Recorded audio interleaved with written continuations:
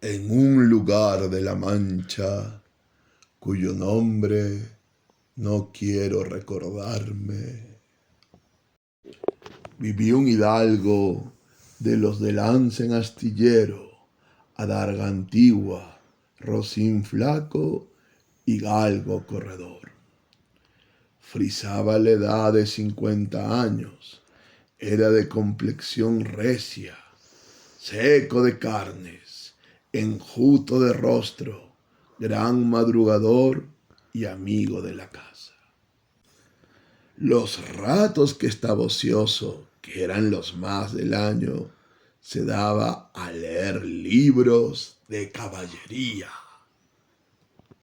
Con tanta afición y gusto que olvidó de casi todo punto el ejercicio de la casa y aún la administración de su hacienda.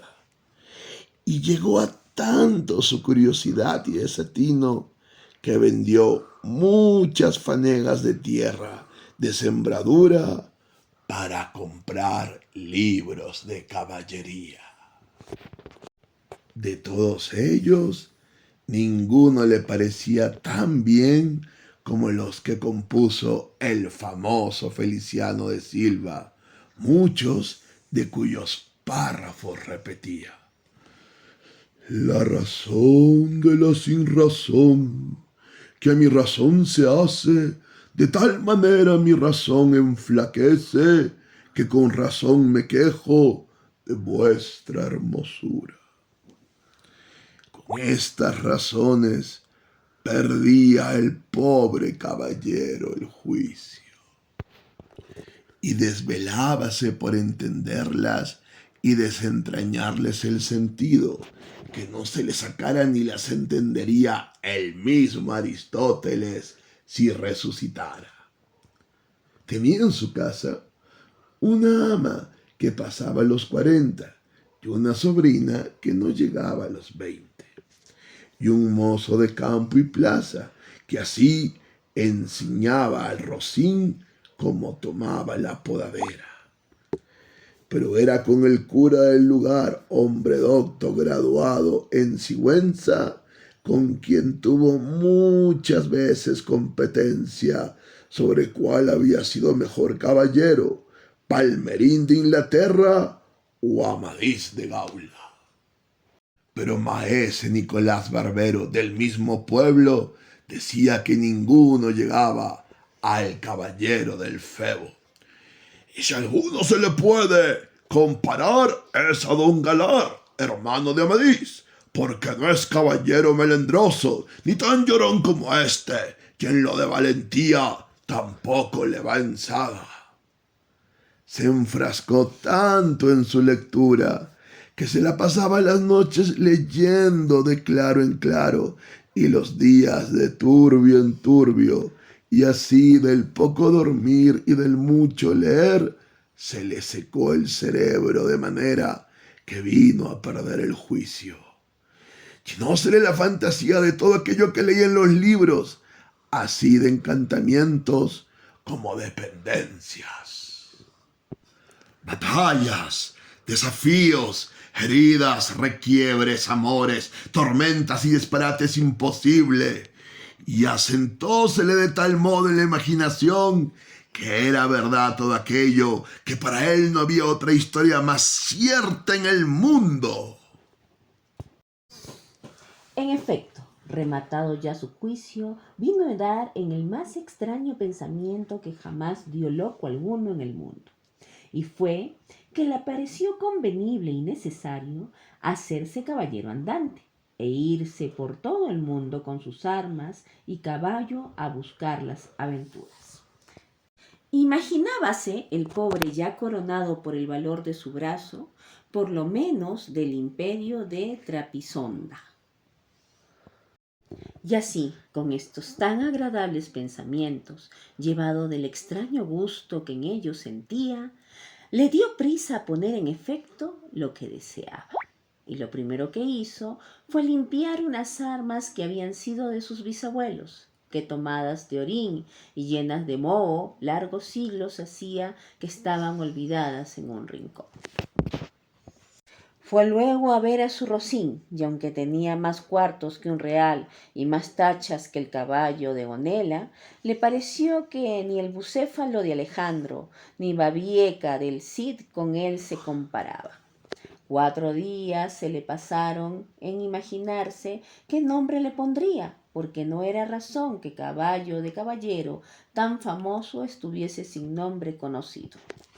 Al fin le vino a llamar Rocinante, nombre a su parecer alto, sonoro y significativo de lo que había sido cuando fue Rocín, antes de lo que era ahora.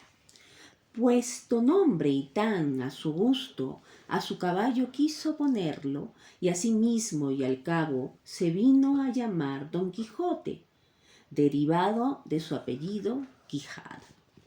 Pero acordándose que el valeroso Amadís no sólo se había contentado con llamarse Amadís a seca, sino que añadió el nombre de su patria por hacerla famosa, así quiso como buen caballero añadir al suyo el nombre de la suya y llamarse Don Quijote de la Mancha. Entonces se dio a entender que no le faltaba otra cosa sino buscar una dama de quien enamorarse.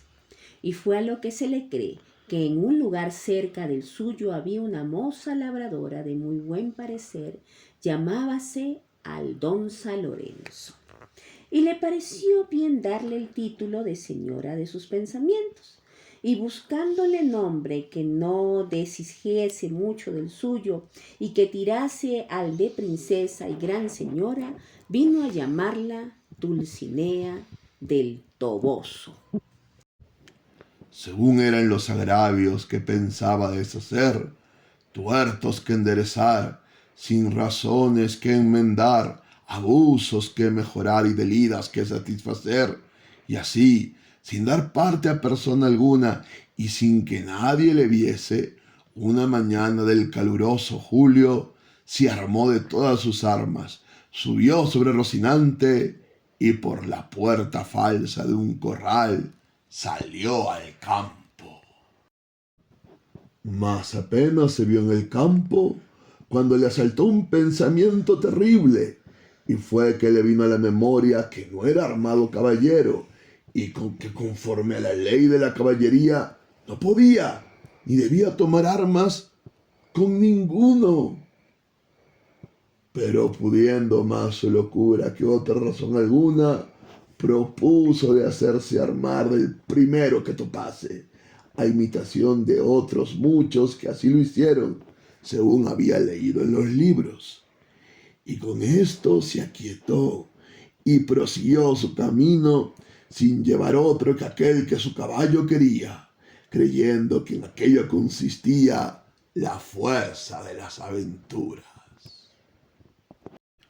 Dichosa edad y siglo, dichoso aquel donde saldrán a luz las famosas hazañas mías.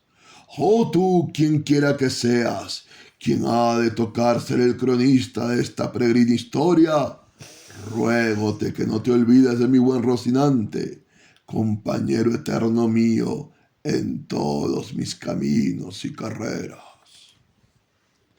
Anduvo todo aquel día, y al atardecer su Rocín y él se hallaron cansados y muertos de hambre, y mirando a todas partes vio no lejos del camino por donde iba una venta.